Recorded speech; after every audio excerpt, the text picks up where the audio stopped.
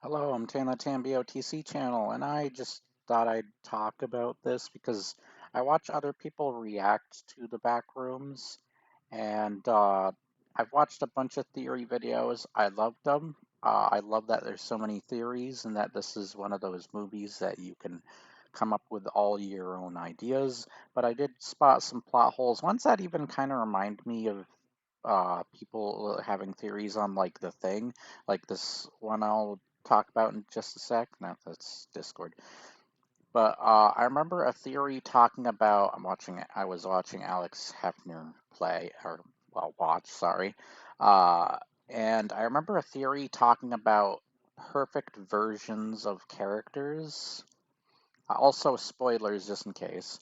Um, Perfect versions of these characters, and how the scar on his head is gone.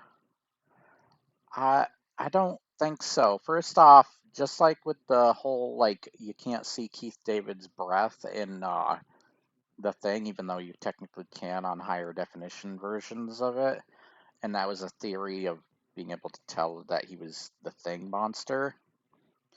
I feel like they're having the same problem here. They also theorize that Mary is a perfect imitation version or whatever.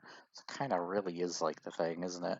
But in certain lighting, I think you can still see the scar there, as well as like when he's wrinkling his forehead and such. But I think the scar is most certainly still there. There's also another theory that I do like about the mold monster. I'm not an expert on the back rooms, but the mold monster being, once again, spoilers, the pirate Clark version of him, the still life. Um, and I wonder if I can even find it in time. I don't want to go through this in case like I not only get copyright claimed, but okay, I'll just paint you an image instead. But picture the pirate messed up Clark, and those who know already, who have watched the movie, laying on a table, potentially being experimented on and such. There's a couple of problems with him being the mold monster. Like, my first problem is he's technically out of the back rooms, so how does he become the mold monster in the back rooms if he's no longer in them?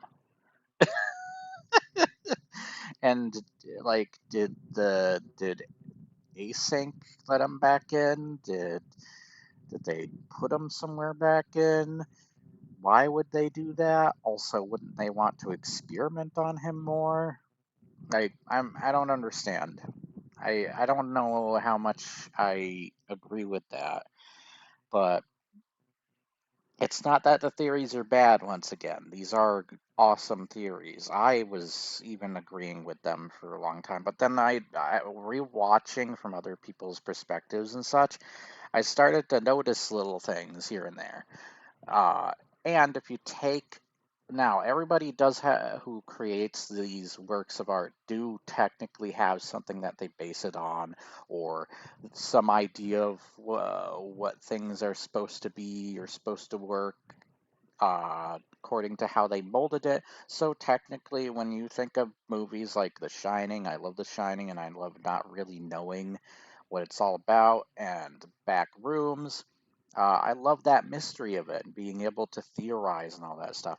But those people did have a vision, and they know what their vision is. We just sadly, uh, they either won't tell us, like the guy who made the back rooms, or they sadly passed away and can't share that information anymore, like Stanley Kubrick.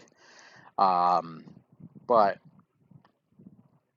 well, there's probably other people who worked with Stanley Kubrick that would know, but yeah, there's still a mystery surrounding that kind of stuff and those kind of films and what's theorized around them.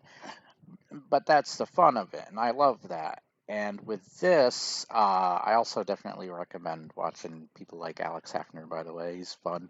Um, with this, and if you've seen the Shane Top interview with I'm forgetting his name now. I'm not always good with names. Sometimes I am, sometimes I'm not. But the creator of the Backrooms talked about, we're just going to refer to him as that, talked about how there is technically one theory that is true. So he has a vision clearly of what it is, what it all means and such, how everything works and so on. And um, he said it was like a comment that I think only has 2 likes on it, which by the way, very good dick move to mess with people. I love that because at the point in time, first off, I don't think he describes what video it is that or comment it is, as well as that comment at this point in time after that could most likely have more likes or even dislikes. Who knows? So it's a good troll move, honestly, on his part. But I thought it interesting to bring up is like, how did the creature get back into the back rooms? I said back twice. And the perfect imitation versions or whatever, even though I'm pretty sure I'm seeing a scar here, and I think it's just a problem with the lighting. There are times where people just dig a little too deep, but once again, sometimes that works, sometimes it doesn't. Sometimes it also comes off as pretentious. I do think that there are movies that have theories like that. Like there's definitely theories on The Shining, for example, that I freaking hate or think are incredibly stupid, like the moon landing thing, for example. I always found that really dumb. Um, I was so stupid. I feel like the movie is meant for more than that, and people are just trying to make some big dumb conspiracy out of it.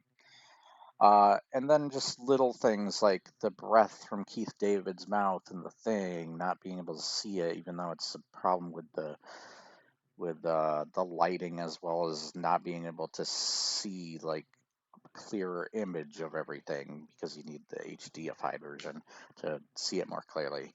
Um, or stuff like the scar on his head. I'm pretty sure it's still there, and certainly I don't want to play this video because once again, I don't want to deal with copyrights. So that's why I was worried about going through here to, you know, get it get it up there. But nonetheless, tell me what you think. Tell me what your theories on Backrooms are. Um, this is becoming one of my favorite movies of the year. I watched Odyssey recently, as well as Spider-Man: Brand New Day. These 3 movies are probably my favorite movies this year, and I think Resident Evil and Clayface are going to also be up there for me once I see them. They feel like movies that are going to be really good. I got to think of about other movies that came out this year. I can't remember if Weapons came out this year or not. Um, there's a couple of movies to think about. But yeah, tell me what your favorite movie so far this year is. But yeah, I love movies like this where you have to pick it apart, make your. You want to know my favorite theory from The Shining, for example? I love the theory about there being 2 different Jacks, 2 different Jack Nicholsons in the movie. One Jack is actually writing the other one to life, and the difference you can tell is from when he's wearing his different shirt. Like the green turtleneck is the writer Jack, and then uh, the psychopathic book fictional version that's being written Jack. Mm, I think there should be a more shortened, condensed version of that. I'm pretty sure in the video that I saw talking about this is a is just a projection of his story and what he is writing out to happen. But there's a lot of cool stuff, and of course the final. Oh, just like the. You know what? There's the other correspondence. The frickin' I've already talked about The Shining having like being a big influence for stuff like Backrooms and Exit 8 and such. But man, I just realized there's a final shot in both the Backrooms and The Shining that just makes your head kind of be like, what the frick? What the hell? But yeah, I love that. Let me know what you think. It's a freaking awesome movie. It's got very little flaws. And I remember people don't like the dinner scene part, but I don't mind it. Rewatching it again, it actually grows on me. I remember Jordan Underneath was one of the people who didn't like it, but I like it. Um, but that's his opinion. That's totally fine. And I love Jordan Underneath. Definitely check him out too. He's now called Jordan Go to Sleep though, but he does have a Jordan Underneath archives. But also check out Alex Heckner. But you have an awesome day. I will see you next time. Bye bye. That's about it. See you. Sorry, I stole that from Nostalgia Critic. I remember it so you don't have to. Damn it. I stole that one from Moist Critical. Damn it. Never mind. Bye.